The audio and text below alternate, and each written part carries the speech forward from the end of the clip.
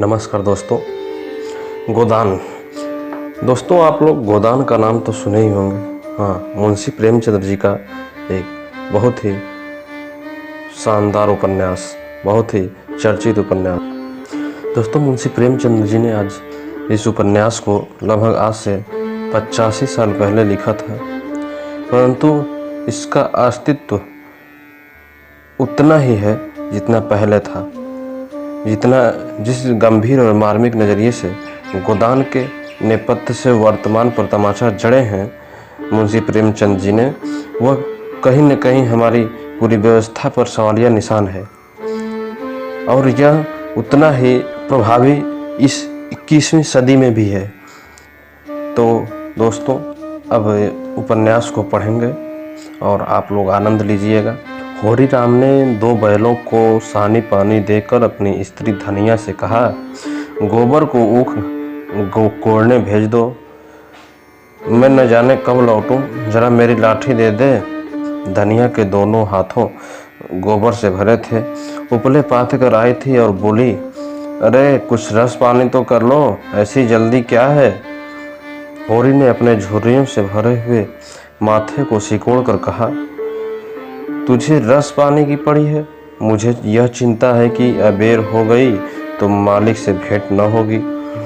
स्नान पूजा करने लगेंगे तो घंटों बीत जाएगा। इसी से तो कहती हूँ कुछ जलपान कर लो, और आज न जाओगे तो कौन हरज होगा, अभी तो परसों गए थे। तू जो बात नहीं समझती उसमें टांग क्यों अड़ाती है भाई, मेरी लाठी दे दे और अपना काम देख। यह इसी मिलते जुलते रहने का प्रसाद है कि अब तक जान बची हुई है, नहीं कहीं पता न लगता कि किधर गए। गांव में इतने आदमी तो हैं, पर किस पर बेदखली नहीं आई, किस पर कुड़की नहीं आई। जब दूसरे के पांव तले अपनी गर्दन दबी हुई है तो उन पांवों को सहलाने में ही कुशलता है। धनिया इतनी व्यवहार कुशल न थी। उसका विचार था कि हमने जमींदार के खेत जोते हैं तो वह अपना लगान हित तो लेगा, उसकी खुशामद क्यों करें, उसके तलवे क्यों सहलाएं। यद्यपि अपने विवाहित जीवन के इन 20 वर्षों में उसे अच्छी तरह अनुभव हो गया था कि चाहे कितनी ही कातर ब्योंत करे, कितना ही पेट तन काटे, चाहे एक एक कौड़े को दांत से पकड़ो, मगर लगान बेबाक होना मुश्किल है। फिर भी वह हार नहीं मानती थी और इस विषय पर स्त्री पुरुष में आए दिन संग्राम छिड़ा रहता था। उसकी 6 संतानों में अब केवल 3 जिंदा हैं। एक लड़का गोबर कोई 16 साल का है और 2 लड़कियां सोना और रूपा 12 और 8 साल की।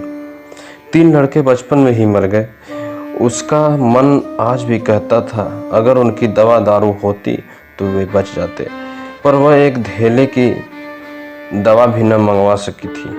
उसकी ही उम्र अभी क्या थी, 36वां ही साल तो था, पर सारे बाल पक गए थे, चेहरे पर झुर्रियां पड़ गई थीं, सारी देह ढल गई थी। वह सुंदर गेहुआ रंग सांवला गया था और आंखों में भी कम सूझने लगा था। पेट की चिंता ही के कारण तो और आंखों से भी कम सूझने लगा था। पेट की चिंता ही के कारण तो कभी तो जीवन का सुख न मिला। इस चिरअतसाई जीर्णावस्था ने उसके आत्मसम्मान को उदासीनता का रूप दे दिया था। जिस गृहस्थी में पेट की रोटियां भी न मिले उसके लिए इतने खुशामद क्यों। इस परिस्थिति से उसका मन बराबर विद्रोह करता रहता था और 2-4 घुड़कियां खा लेने पर ही उसे यथार्थ का ज्ञान होता था। उसने परास्त होकर होरी की लाठी, मिर्जई, जूते, पगड़ी और तंबाकू का बटुआ लाकर सामने पटक दिए। होरी ने उसकी ओर आंखें तरेर कर कहा, क्या ससुराल जाना है जो 5 पोशाक लाई है। ससुराल में भी तो कोई जवान साली सलहज नहीं बैठी है जिसे जाकर दिखाऊं। होरी के गहरे सांवले पिचके हुए चेहरे पर मुस्कुराहट की मृदुता झलक पड़ी। धनिया ने लजाते हुए कहा, ऐसे ही तो बड़े सजीले जवान हो कि साली सलहजें तुम्हें देखकर रिझ जाएंगी। होरी ने फटी हुई मिर्जई को बड़ी सावधानी से तह करके खाट पर रखते हुए कहा, तो तू क्या समझती है, मैं बूढ़ा हो गया, अभी तो 40 भी नहीं हुए, मर्द साठे पर पाठे होते। जाकर शीशे में मुंह देखो, तुम जैसे मर्द साठे पर पाठे नहीं होते। दूध घी व्यंजन लगाने तक को तो मिलता नहीं, पाठे होंगे। तुम्हारी दशा देख देख कर तो मैं और भी सूखी जाती हूँ कि भगवान यह बुढ़ापा कैसे कटेगा, किसके द्वार पर भीख मांगेंगे। होरी की वह छड़ी की मृदुता यथार्थ की इस आंच में जैसे झुलस गई। लकड़ी संभालता हुआ बोला, साठे तक पहुंचने की नौबत ना आने पाएगी धनिया, इसके पहले ही चल देंगे। धनिया ने तिरस्कार किया, अच्छा रहने दो, मत अशुभ मुंह से निकालो। तुमसे कोई अच्छी बात भी कहे तो लगते हो कोसने। होरी लाठी कंधे पर रखकर घर से निकला तो धनिया द्वार पर खड़ी उसे देर तक देखती रही। उसके इन निराशा भरे शब्दों ने धनिया के चोट खाए हुए हृदय में आतंकमय कंपन सा डाल दिया था। वह जैसे अपने नारित्व के संपूर्ण तप और व्रत से अपने पति का अभय दान दे रही थी। उसके अंतःकरण से जैसे आशीर्वादों का ब्यूह सा निकलकर होरी को अपने अंदर छिपाए लेता था। विपन्नता के इस अथाह सागर में सुहाग ही वह तृण था, जिसे पकड़े हुए वह सागर को पार कर रही थी। इन असंगत शब्दों ने यथार्थ के निकट होने पर भी मानो झटका देकर उसके हाथ से वह तिनके का सहारा छीन लेना चाहा, बल्कि यथार्थ के निकट होने के कारण ही उनमें इतना वेदना शक्ति आ गई थी। कान्हा कहने से कान्हे को जो दुख होता है वह क्या दो आंखों वाला आदमी समझ सकता है। होरी कदम बढ़ाए चला जाता था। पगडंडी के दोनों ओर ऊख के पौधों को लहराती हुई हरियाली देखकर उसने मन में कहा, भगवान कहीं गौ से बरखा कर दे और डाढ़ी भी शोभित से रहे तो एक गाय जरूर ले लेगा। देसी गाय तो न दूध दे न उनके बछवे ही किसी काम के हों। बहुत हुआ तो तेली के कोल्हू में चले, नहीं वह पछाई गाय लगे, उसकी खूब सेवा करेगा। कुछ नहीं तो 4-5 सेर दूध होगा। गोबर दूध के लिए तरस तरस कर रह जाता है। इस उम्र में न खाया पिया तो फिर कब खाएगा। साल भर भी दूध पी ले तो देखने लायक हो जाए। बछड़े भी अच्छे बैल निकलेंगे। 200 से कम की गोई न होगी। फिर गौ से ही तो द्वार की शोभा है। सवेरे सवेरे गौ के दर्शन हो जाए तो क्या कहना। न जाने कब यह साध पूरी होगी, कब यह शुभ दिन आएगा। हर एक गृहस्थी की भांति होरी के मन में गऊ की लालसा चिरकाल से संचित चली आती थी। उसकी यही उसके जीवन का सबसे बड़ा स्वप्न, सबसे बड़ी साध थी। बैंक सूद से चैन करने या जमीन खरीदने या महल बनवाने की विशाल आकांक्षाएं उसके नन्हे से हृदय में कैसे समाती। जेठ का सूर्य आमों के झुरमुट में से निकलकर आकाश पर छाई हुई लालिमा को अपने रजत प्रताप से तेज प्रदान करता हुआ ऊपर चढ़ रहा था। हवा में गर्मी आने लगी थी। दोनों ओर खेतों में काम करने वाले किसान उसे देखकर राम राम करते और सम्मान भाव से चीलम पीने का निमंत्रण देते थे। पर होरी को इतना अवकाश कहाँ था। उसके अंदर बैठी हुई सम्मान लालसा ऐसा आदर पाकर उसके सूखे मुख पर गर्व की झलक पैदा कर रही थी। मालिकों से मिलते जुलते रहने का तो यह प्रसाद है कि सब उसका आदर करते हैं। नहीं उसे कौन पूछता। 5 बीघे के किसान की बिसात ही क्या। यह कम आदर नहीं है कि 3-3 4-4 हल वालों महतों भी उसके सामने सिर झुकाते हैं। अब वह खेतों के बीच की पगडंडी छोड़कर एक खलेटी में आ गया था, जहां बरसात में पानी भर जाने के कारण तरी रहती और जेठ में कुछ हरियाली नजर आती थी। आसपास के गांवों की गौएं यहाँ चरने आया करती थी। उस समय भी यहाँ की हवा में कुछ ताजगी और ठंडक थी। होरी ने 2-3 सांसें जोर से ली। उसके जी में आया कुछ देर यहीं बैठ जाए, दिन भर तो लू लपट में मरना ही है। कई किसान इस गड्ढे का पट्टा लिखाने को तैयार थे।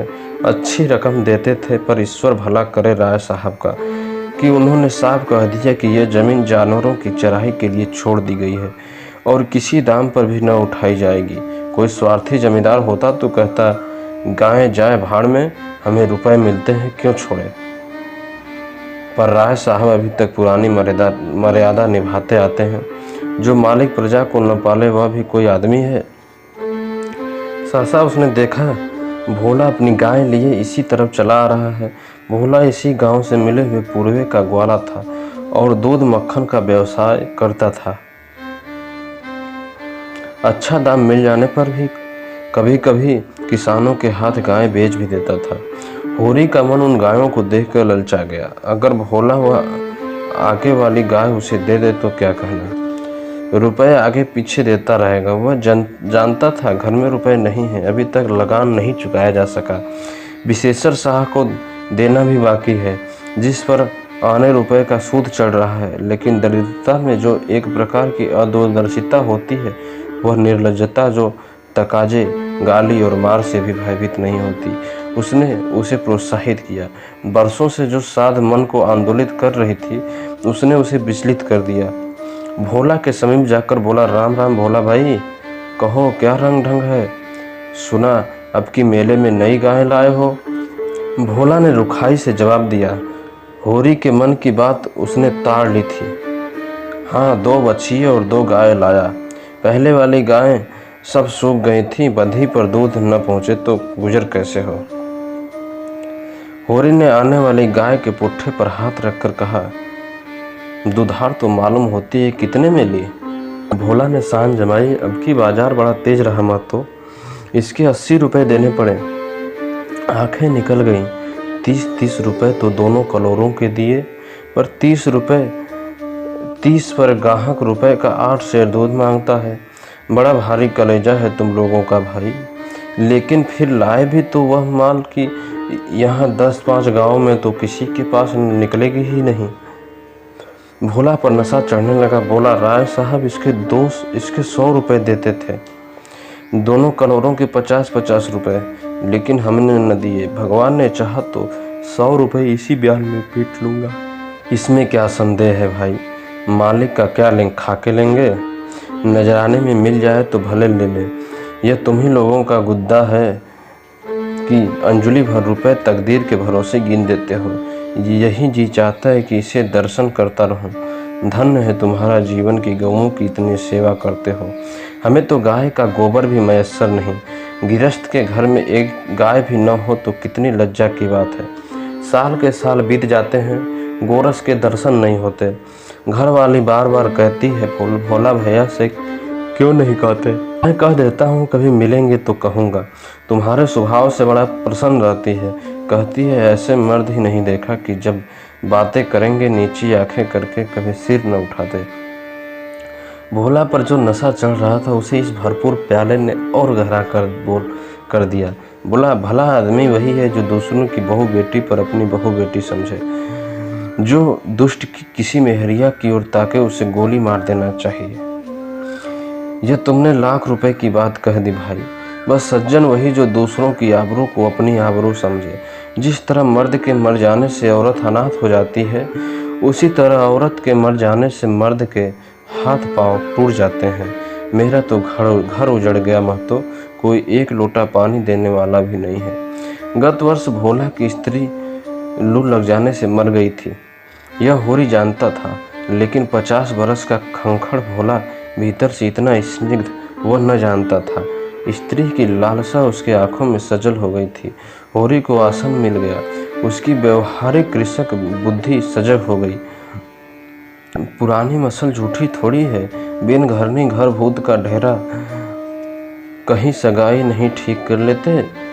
ताक में हूँ महतो, पर कोई जल्दी फंसता नहीं। 150 खर्च करने को भी तैयार हूँ, जैसी भगवान की इच्छा। अब मैं भी फिराक में रहूँगा। भगवान चाहेंगे तो जल्द घर बस जाएगा। बस यही समझ लो कि उबर जाऊँगा भैया। घर में खाने को भगवान का दिया बहुत है। 4 पसेरी रोज दूध हो जाता है, लेकिन किस काम का। मेरे ससुराल में एक मेहरिया है, 3-4 साल हुए उसका आदमी उसे छोड़कर कलकत्ते चला गया। बेचारी पिसाई करके गुजर कर रही है। बाल बच्चा भी कोई नहीं। देखने सुनने में अच्छी है, बस लक्ष्मी समझ लो। भोला का सिकुड़ा हुआ चेहरा जैसे चिकना गया। आशा में कितनी सुधा है। बोला, अब तो तुम्हारा ही आसरा है महतो। छुट्टी हो तो चलो एक दिन देखाएं। मैं ठीक ठाक करके तब तुमसे कहूँगा। बहुत उतावली करने से भी काम बिगड़ जाता है। जब तुम्हारी इच्छा हो तब चलो, उतावली काहे को। इस कबरी पर मन ललचाया हो तो ले लो। यह गाय मेरे मान की नहीं है दादा, मैं तुम्हें नुकसान नहीं पहुंचाना चाहता। अपना धर्म यह नहीं है कि मित्रों को गला दबाएं। जैसे इतने दिन बीते हैं वैसे और भी बीत जाएंगे। तुम तो ऐसी बातें कर रहे हो होरी जैसे हम तुम दो हैं। तुम गाय ले जाओ, दाम जो चाहे देना। जैसे मेरे घर रही वैसे तुम्हारे घर रही। 80 रुपये मिली थी, तुम 80 रुपये ही देना, जाओ। लेकिन मेरे पास नगद नहीं है दादा, समझ लो। तो तुमसे नगद मांगता कौन है भाई? होरी की छाती गज भर की हो गई। 80 रुपये में गाय महंगी न थी। ऐसा अच्छी डील डॉल, दोनों जून के 6-7 सेर दूध, सीधी ऐसी कि बच्चा भी दूह ले। इसका तो एक बाछा 100 का होगा। द्वार पर बंधेगी तो द्वार की शोभा बढ़ जाएगी। उसे अभी कोई 400 रुपये देने थे, लेकिन उधार को वह एक तरह से मुफ्त समझता था। कहीं भोला की सगाई ठीक हो गई तो 1-2 साल तो वह बोलेगा भी नहीं। सगाई न भी हुई तो होरी का क्या बिगड़ता है? यही तो होगा, भोला बार बार तगादा करने आएगा, बिगड़ेगा, गालियां देगा। लेकिन होरी को इसकी ज़्यादा शर्म न थी। इस व्यवहार का वह आदी होता था। कृषक के जीवन का तो यही प्रसाद है। भोला के साथ वह छल कर रहा था और यह व्यापार उसकी मर्यादा के अनुकूल था। अब भी लेन देन में उसके लिए लिखा पढ़ी होने और न होने में कोई अंतर न था। सूखे बूढ़े की विपदाएं उसके मन को भी बनाए रहती थी। ईश्वर का रौद्र रूप सदैव उसके सामने रहता था, पर वह यह छल उसकी नीति में छल न था। यह केवल स्वार्थ सिद्धि थी और यह कोई बुरी बात न थी। इस तरह का छल तो वह दिन रात करता रहता था। घर में 2-4 रुपए पड़े रहने पर भी महाजन के सामने कसमें खा जाता था कि 1 पाई भी नहीं है। सन को कुछ गीला कर देना और रुई में कुछ बिनौले भर देना उसकी नीति में जायज़ था। और यहाँ तो केवल स्वार्थ न था, थोड़ा सा मनोरंजन भी था। बुढ़ों का बुढ़हस हास्यास्पद वस्तु है और ऐसे बुढ़ों से अगर कुछ ऐड भी लिया जाए तो कोई दोष पाप नहीं। भोला ने गाय की पगहिया होरी के हाथ में देते हुए कहा, ले जाओ मातो, तुम भी याद करोगे। ब्याते की 6 सेर दूध ले लेना। चलो मैं तुम्हारे घर तक पहुंचा दूँ। शायद तुम्हें अनजान समझकर रास्तों में कुछ दिख करे। अब तुमसे सच कहता हूँ मालिक, 90 रुपये देते थे, पर उनके यहाँ गऊओं का क्या कदर। मुझे लेकर किसी हाकिम हुक्काम को दे देते। हाकिमों को गऊ की सेवा से मतलब, वह तो खून चूसना भर जानते हैं। जब तक दूध देती रखते, फिर किसी के हाथों बेच देते। किसके पल्ले पड़ती कौन जाने। रुपया ही सब कुछ नहीं है भैया, कुछ अपना धर्म भी तो है। तुम्हारे घर आराम से रहेगी तो यह न होगा कि तुम आप खाकर सो रहो और गौ भूखी खड़ी रहे। उसकी सेवा करोगे, चुमकारोगे, गौ हमें आशीर्वाद देगी। तुमसे क्या कहूँ भैया, घर में चंगुल भर भी भूसा नहीं रहा। रुपए सब बाजार में निकल गए। सोचा था महाजन से कुछ लेकर भूसा ले लेंगे, लेकिन महाजन का पहला ही नहीं चुका। उसने इनकार कर दिया। इतने जानवरों को क्या खिलावें, यही चिंता मारे डालती है। चुटकी चुटकी भर खिलाऊं तो मन भर रोज खर्च है। भगवान ही पार लगाए तो लगे। होरी ने सहानुभूति के स्वर में कहा, तुमने हमसे पहले क्यों नहीं कहा? हमने 1 गाड़ी भूसा बेच दिया। भोला ने माथा ठोक कर कहा, इसलिए नहीं कहा भैया कि सबसे अपना दुख क्यों रोऊं। बांटता कोई नहीं, हंसते सब हैं। जो गायें सूख गई उनका गम नहीं, पत्ती शक्ति खिलाकर जिला लूँगा। लेकिन अब यह तो राती बिना नहीं रह सकती। हो सके तो 10-20 रुपये भूसे के लिए दे दो। किसान पक्का स्वार्थी होता है, इसमें संदेह नहीं। उसकी गांठ से रिश्वत के पैसे बड़ी मुश्किल से निकलते हैं। भाव ताव में भी वह चौकस होता है। ब्याज की 1-1 पाई छुड़ाने के लिए वह महाजन की घंटों चिरौरी करता है। जब तक पक्का विश्वास न हो जाए वह किसी के फुसलाने में नहीं आता। लेकिन उसका संपूर्ण जीवन प्रकृति से अस्थायी सहयोग है। वृक्षों में फल लगते हैं, उन्हें जनता खाती है। खेती में अनाज होता है, वह संसार के काम आता है। गाय के थन में दूध होता है, वह खून खुद पीने नहीं जाते, दूसरे ही पीते हैं। मेघों से वर्षा होती है, उसे पृथ्वी तृप्त होती है। ऐसी संगति में कुत्सित स्वार्थ के लिए कहाँ स्थान। होरी किसान था और किसी के जलते हुए घर में हाथ सेकना उसे सीखा ही न था। भोला की संकट कथा सुनते ही उसकी मनोवृत्ति बदल गई। पगहिया को भोला के हाथ में लौटाता हुआ बोला, रुपए तो दादा मेरे पास नहीं है, हाँ थोड़ा सा भूसा बचा है, वह तुम्हें दूंगा, चलकर उठवा लो। भूसे के लिए तो तुम गाय बेचोगे और मैं लूँगा, मेरे हाथ न कट जाएंगे? भोला ने आर्द्र कंठ से कहा, तुम्हारे बैल भूखों न मरेंगे, तुम्हारे पास भी ऐसा कौन सा बहुत सा भूसा रखा है? नहीं दादा, अब की भूसा अच्छा हो गया था, मैं तुमसे नाहक भूसे की चर्चा की, तुम ना कहते और पीछे से मुझे मालूम होता तो मुझे बड़ा रंज होता कि तुमने मुझे इतना गहर समझ लिया। अवसर पड़ने पर भाई की मदद भाई भी न करे तो काम कैसे चले? मुदा यह गाय तो लेते जाओ। अभी नहीं दादा, फिर ले लूँगा। तो भूसे के दाम दूध में कटवा लेना। होरी ने दुखित स्वर में कहा, दाम कौड़ी की इसमें कौन बात है दादा, मैं 1-2 जून तुम्हारे घर खा लूँ तो तुम मुझसे दाम मांगोगे? लेकिन तुम्हारे बैल भूखे मरेंगे कि नहीं? भगवान कोई न कोई सबील निकालेंगे ही। आषाढ़ सिर पर है, कड़वी बोलूँगा, मगर यह गाय तुम्हारी हो गई। जिस दिन इच्छा हो आकर ले जाना। किसी भाई का नीलाम पर चढ़ा हुआ बैल लेने में जो पाप है वह इस समय तुम्हारी गाय लेने में है। होरी में बाल की खाल निकालने की शक्ति होती तो वह खुशी से गाय लेकर घर की राह लेता। भोला जब नगद रुपए नहीं मांगता तो स्पष्ट था कि वह भूसे के लिए गाय नहीं बेच रहा है, बल्कि इसका कुछ और आशय है। लेकिन जैसे पत्तों के खड़कने पर घोड़ा अकारण ही ठिठक जाता है और मारने पर भी आगे कदम नहीं उठाता, वही दशा होरी की थी। संकट की चीज लेना पाप है, यह बात जन्म जन्मांतरों से उसकी आत्मा के अंश बन गई थी। भोला ने गदगद कंठ से कहा, तो किसी को भेज दूं भूसे के लिए? होरी ने जवाब दिया, अभी मैं राय साहब की डेवढ़ी पर जा रहा हूँ, वहाँ से घड़ी भर में लौटूंगा, तभी किसी को भेजना। भोला की आंखों में आंसू भर आए।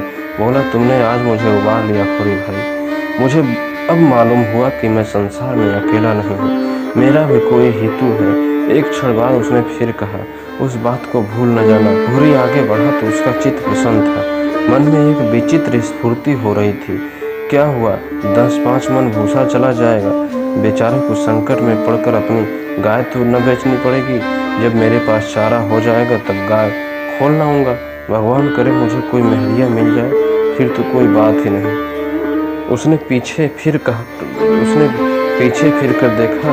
कबरी गाय पूंछ से मक्खियाँ उड़ाती, सिर हिलाती, मस्तानी मंद गति से झूमती चली जाती, जैसे बंदियों के बीच में कोई रानी हो। कैसा शुभ होगा वह दिन जब यह कामधेनु उसके द्वार पर बंधेगी। नमस्कार।